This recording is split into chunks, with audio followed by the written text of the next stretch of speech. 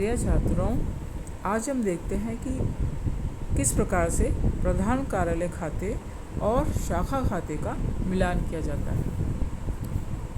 अभी तक हमने देखा कि प्रधान कार्यालय और शाखा के बीच में जो भी व्यवहार किए जाते हैं उसके लिए प्रधान कार्यालय की पुस्तकों में तो शाखा खाता खुला होता है और शाखा की पुस्तकों में प्रधान कार्यालय खाता खोला जाता है। और जब वर्ष के अंत में प्रधान कार्यालय को शाखा से उसका तलपट प्राप्त होता है तो उसमें जो प्रधान कार्यालय खाता खुला होता है उसका शेष प्रधान कार्यालय की पुस्तकों में शाखा खाते के शेष से किया जाता है। अब सामान्य परिस्थितियों में तो इन दोनों के शेषों की राशि समान होनी चाहिए, परंतु कभी कभी ऐसी स्थिति होती है कि इसमें अंतर पाया जाता है और ये अंतर या तो रोकड़ या माल का मार्ग में होने की वजह से या अंतः शाखा व्यवहार की वजह से होते हैं। ऐसी स्थिति में जब भी हेड ऑफिस शाखा तलपट की मदों का प्रधान कार्यालय की पुस्तकों में समामिलन करता है तो इस जो अंतर की राशि है पहले इसको ज्ञात करके आवश्यक समायोजन प्रविष्टि की जाएंगी और इसके पश्चात प्रधान कार्यालय खाते और शाखा खाते का समाधान किया जाएगा। इसमें सबसे पहले हम देखते हैं कि मार्गस्थ रोकड़ क्या होता है और इसके लिए क्या एडजस्टमेंट एंट्री होती है।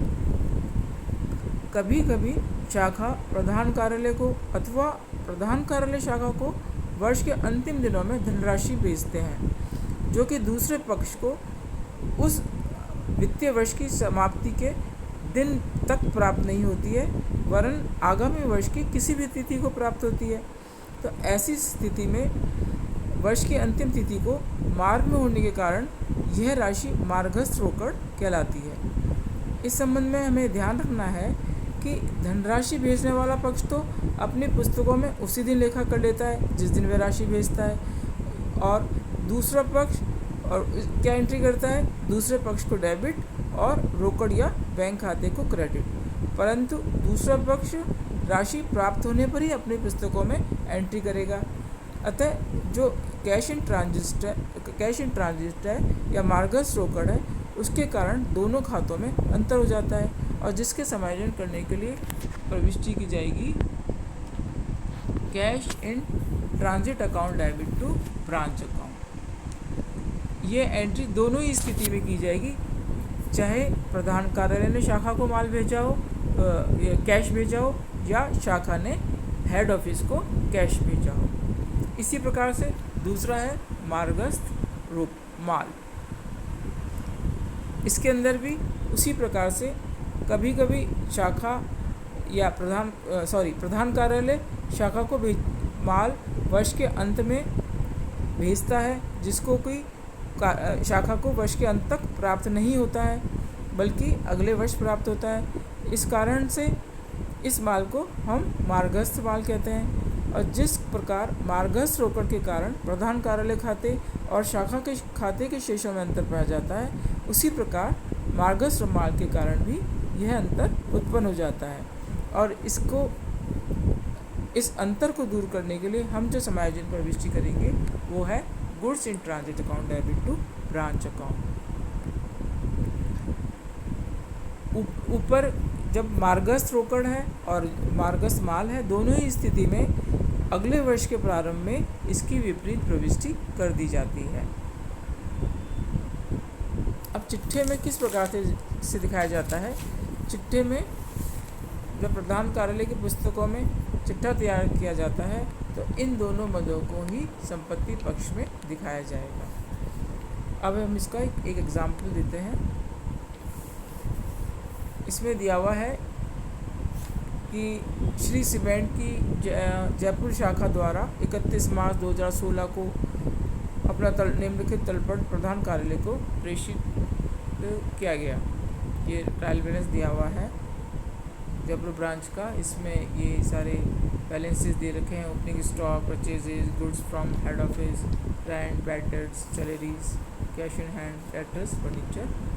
इसी प्रकार से sales, goods return to head office, creditors और हेड ऑफिस अकाउंट। नीचे में सूचना दे रखी है कि शाखा के पास अंतिम स्टॉक ₹55,000 मूल्यांकित किया गया 31 मार्च 2016 को प्रधान कार्यालय की पुस्तकों में शाखा खाते का डेबिट शेष 74,500 था। प्रधान कार्यालय ने 28 मार्च 2016 को शाखा को 22,000 रुपये का माल भेजा, जो कि शाखा को 5 अप्रैल 2016 को प्राप्त हुआ। इसी प्रकार शाखा द्वारा 29 मार्च 2016 को भेजी गई धनराशि रुपये 20,000 प्रधान कार्यालय को 6 अप्रैल 2016 को प्राप्त हुई। आपको शाखा पुस्तकों में प्रधान कार्यालय खाते और प्रधान कार्यालय की पुस्तकों में शाखा खाते के शेषों का मिलान करते हुए उपरोक्त तलपट की मदों का प्रधान कार्यालय की पुस्तकों में समामिलन करने हेतु आवश्यक जनरल प्रविष्टियाँ देनी है। प्रधान कार्यालय की पुस्तकों में शाखा खाता भी बनाना है। तो सबसे पहले तो हम ये जो आपको बताया गया क्वेश्चन में कि 22,000 रुपये का माल शाखा को भेजा गया था 28 मार्च 2016 को, जो कि अगले वर्ष 5 अप्रैल को प्राप्त हुआ है। तो गुड्स इन ट्रांजिट हुआ 22,000, और इसी प्रकार से शाखा द्वारा 29 मार्च 2016 को 20,000 की जो धनराशि भेजी गई है वो हेड ऑफिस को 6 अप्रैल को 2016 को प्राप्त हुई है। तो ये कैश इन ट्रांजिट है 20,000। मैंने अभी बताया आपको दोनों ही स्थिति में, चाहे किसी ने भी किसी को भेजा हो, यही एंट्री होगी। Goods in transit account debit, cash in transit account debit to branch account. इस प्रकार से ये अमाउंट हमने लिख दिया है। अब दूसरी एंट्री हम करेंगे सारे बैलेंसेस को इनकॉर्पोरेट करने की। हम ओपनिंग स्टॉक, जो डेबिट में जितने भी चीज़ें हैं बैलेंसेस हैं वो लिख लेंगे। Opening stock account debit, purchases account debit, goods from head office account debit, सब बैलेंसेस दिए हुए हैं ट्रायल बैलेंस में। इसके अलावा रेंट, ब्रांच रेंट लिख देंगे, branch rent account, branch bad debts account ये दिया हुआ है, ब्रांच सैलरीज दी हुई है, ब्रांच कैश दिया हुआ है, ब्रांच डेटर्स दिया हुआ है, ब्रांच फर्नीचर दिया है। जो भी ट्रायल बैलेंस में जितने भी बैलेंसेस थे, जितने अमाउंट के थे वो हमने लिख दिए हैं, और टोटल जैसे कि दिया हुआ है 9,24,500। इसके बाद पश्चात हमने क्रेडिट साइड में हमारे को दिए हुए हैं sales, goods return to head office और क्रेडिटर्स। इन तीनों को करेंगे।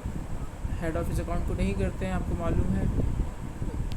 ये तीनों बैलेंसेस एज इट इज़ लिख दिए हैं हमने, और इसका टोटल है 8,92,000। इसके अलावा हमें क्लोजिंग स्टॉक करना होता है, जो कि दिया हुआ है, नीचे सूचना दी हुई है 55,000 का, जिसको हम ट्रांसफ़र कर देंगे ट्रेडिंग अकाउंट में।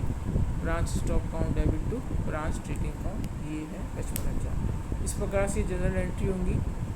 अब हम ब्रांच अकाउंट बनाएंगे, जयपुर ब्रांच अकाउंट। इसमें आपको क्वेश्चन में दिया हुआ है कि ये ऊपर दिया हुआ था यहाँ पे कि ये 74,500 का डेबिट शेष दिखाता है शाखा खाता।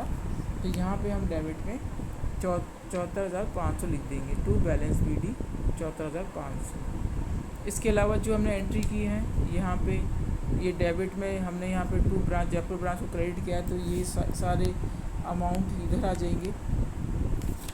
Goods in transit, cash in transit हमने किया था पहली एंट्री में।